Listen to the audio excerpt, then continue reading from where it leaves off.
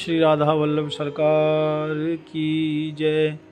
सद्गुरुदेव भगवान की जय। ना गुरुरधिकं तत्त्वं ना गुरुरधिकं तपः ना गुरुरधिकं ज्ञानं तस्मै श्री गुरुवे नमः। प्यारे प्रभु प्रेमियों, नित्य प्रति भगवान के पावन सत्संग में आप सभी भक्तजन भगवान की प्यारी प्यारी कथाओं का पावन चरित्रों का पावन श्रवण कर रहे हैं। प्यारे भक्तों, आजकल आप भक्त जयदेव जो भगवान जगन्नाथ के बहुत प्रिय भक्त हुए, भक्त कविराज जयदेव, आप श्री का पावन जीवन चरित्र श्रवण कर रहे हैं। प्यारे भक्तों, आप सभी ने कल श्रवण किया कि जो गीत गोविंद भक्त कवि जयदेव प्रभु ने जो लिखा और उसके जो अष्टपद हैं वो कल मैंने बताया था, वो बहुत विशेष हैं। आप ज़रूर उसका पाठ करें, भगवान उससे बहुत प्रसन्न रहते हैं। प्यारे भक्तों, आप सभी ने कल श्रवण किया कि जो गीत गोविंद था उसको एक माली की बेटी वैगन खेत से निकालते हुए चुंगते हुए उस गीत गोविंद को गा रही थी।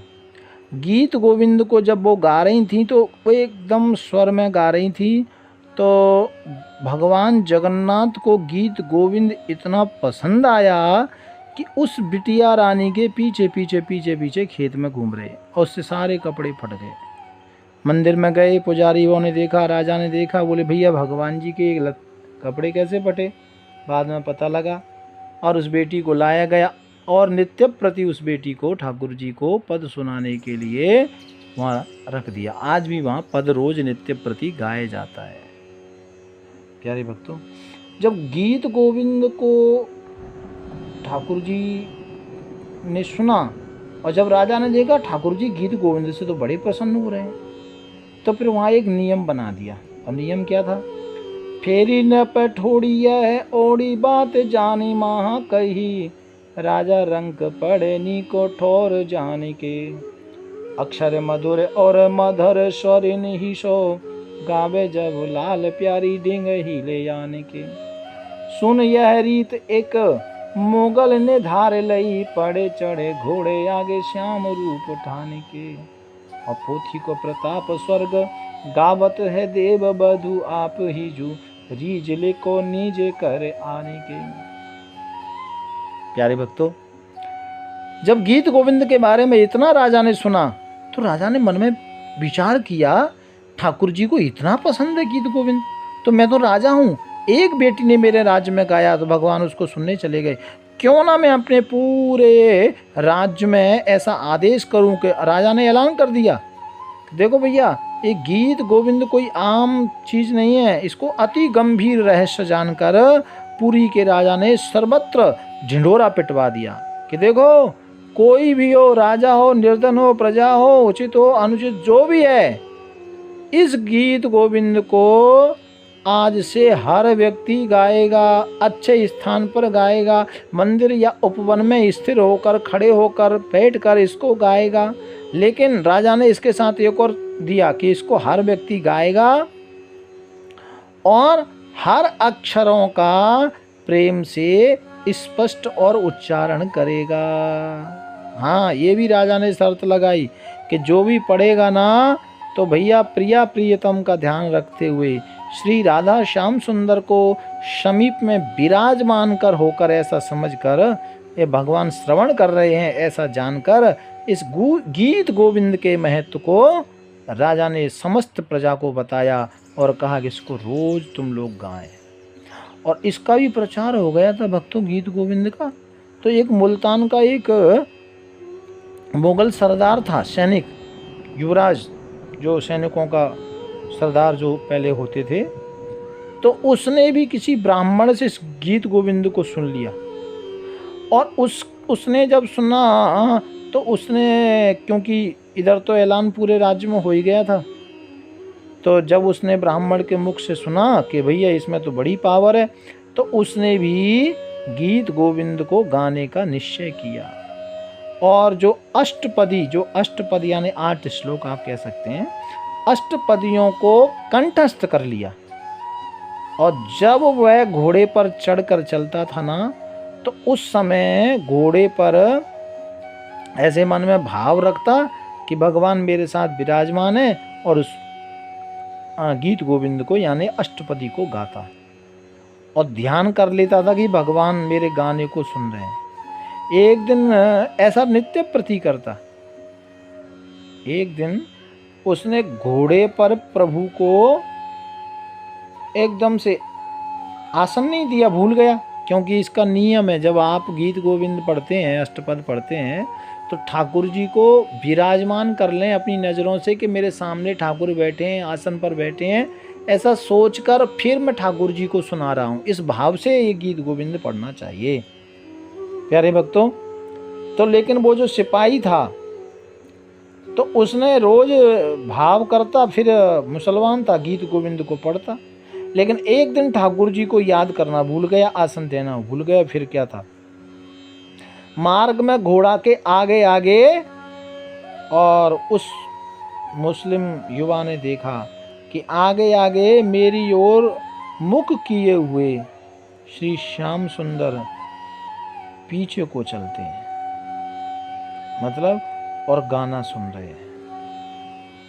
मतलब ठाकुर जी के लिए उसने आसन नहीं दी, तो ठाकुर जी को इतना प्यार उस अष्टपदी से कि वो बंदा गा रहा है और ठाकुर जी उसको देखते हुए उसको मुख को, और वो घोड़ा पे, और ठाकुर जी उसको सुनते सुनते आगे पैदल पैदल जा रहे हैं, चल रहे हैं उसके आगे। ऐसा इतना प्यार ठाकुर जी को। और उसने देखा, अरे जी क्या, ठाकुर आज मेरा पैदल पैदल चल रहा है और मैं इसको सुना रहा हूँ, और मैंने आसन नहीं दिया। उसने तुरंत घोड़े से उतरकर प्रभु के चरण स्पर्श किए और वो कृतार्थ हो गया। और प्यारे भक्तों, उसी क्षण उसने नौकरी छोड़कर विरक्त वेश धारण कर लिया, संत बन गया। और गीत गोविंद को अनंत प्रताप जानकर, अनंत पावरफुल जानकर, उसको रसिक जन को पृथ्वी पर जो ये गान करते थे पहले भी संत, आज भी करते हैं,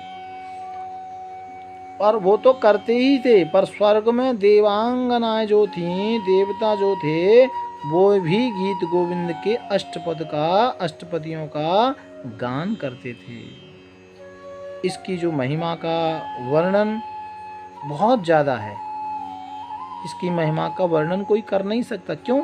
ये गीत गोविंद इतना प्यारा है कि ठाकुर जी भी पीछे पीछे दौड़ते हैं।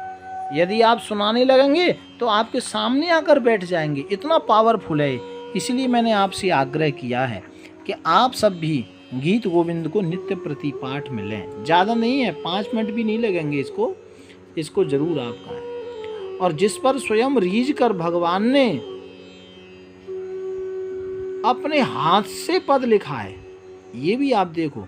मैंने सुनाया था ना 2 दिन पहले, जब भक्त जयदेव की कलम रुक गई थी और स्नान करने के लिए चले गए, बोले इसको तो जो मेरी पत्नी पद्मावती वो गाएगी, मैं लिखूंगा, ऐसा विचार करके स्नान करने के लिए चले गए। बोले बाद में ऐसा करूंगा।